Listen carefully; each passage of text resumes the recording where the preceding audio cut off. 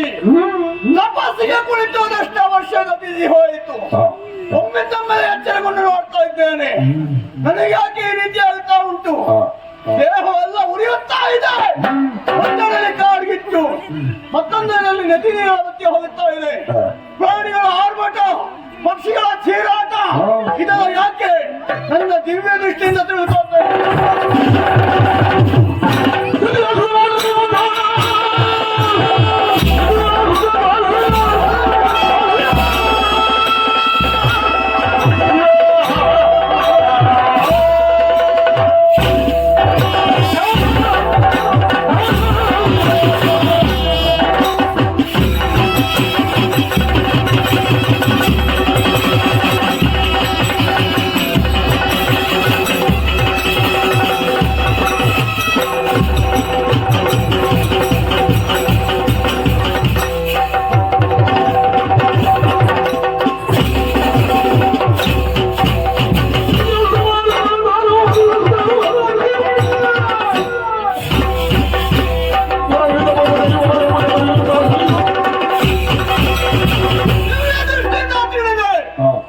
ದಿತಸುತೆಯಾಗಿರುವಂತಹ ಮಾನವಿ ಸಮರ್ಥ ಮಗನನ್ನು ಬಡಿಬೇಕೆಂಬ ಕಾರಣಕ್ಕಾಗಿ ತಪಸ್ಸನ್ನು ಆಚರಿಸ್ತಾ ಇದ್ದಾಳೆ.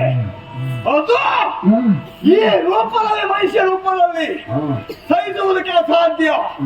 ನಾವೆಲ್ಲರೂ ಲೋಕ ಕಲ್ಯಾಣಕ್ಕಾಗಿ ತಪಸ್ಸನ್ನು ಆಚರಿಸಿದ್ರೆ ಈಕೆ ತನ್ನ ಸ್ವಾರ್ಥಕ್ಕಾಗಿ ತಪಸ್ಸನ್ನು ಆಚರಿಸ್ತಾಳೆ. ಇವಳು ಈ ರೀತಿಯಾಗಿ ಮಾಡಿಲ್ಲ ಅಂತ ಆದ್ರೆ ಮುನಿ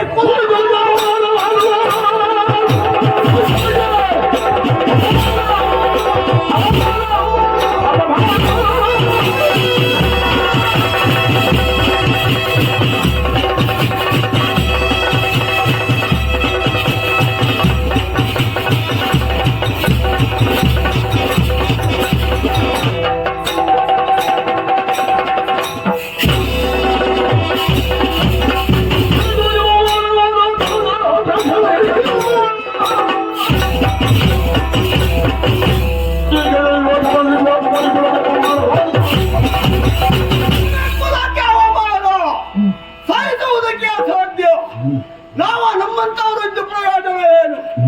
ಸಾಧ್ಯವಲ್ಲ. ತಪ್ಪು ಮಾಡಿದಾಗ ಶಿಕ್ಷೆ ಅನುಭವಿಸಬೇಕು. ಅದಕ್ಕಾಗಿ ಕೊಡ್ತಾನೆ ಶಾಪ. ಯಾವ ರೀತಿ ಮನುಷ್ಯ ರೂಪದಲ್ಲಿ ಕುಳಿತುಕೊಂಡಿದ್ದಾಳೆ. ಇವಳ ಹೊಟ್ಟೆಯಲ್ಲಿ ಹೊಟ್ಟೆಯಲ್ಲಿ ನಾನು ಕೊಟ್ಟಂತ ಈ ಶಾಪವನ್ನು ತ್ರಿಮೂರ್ತಿಗಳಿಂದ ಬಗೆಹರಿಸುವುದಕ್ಕಾಗದೆ ಹೋಗಲಿ.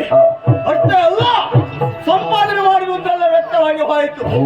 ಆ ಪುಣ್ಯ ಮತ್ತೆ ಸಂಪಾದನೆ ಮಾಡಬೇಕು ಅಂತ ಆದ್ರೆ ಬೇರೊಂದು ಸ್ಥಳವನ್ನು ಅರಸುತ್ತ